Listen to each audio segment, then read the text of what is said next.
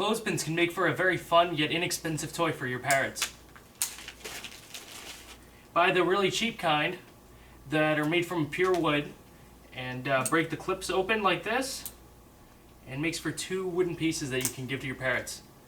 I bought 72 clothespins for $1, and that'll make 144 toys. So that's less than 1 penny per wooden piece to give to your parrot. And Truman can chew at least one of these a day.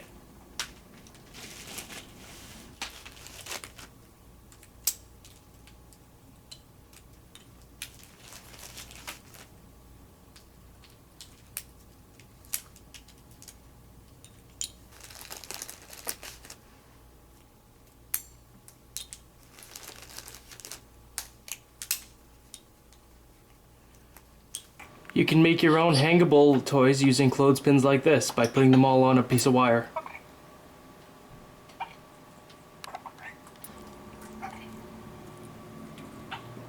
Let's put these toys to the parrot test.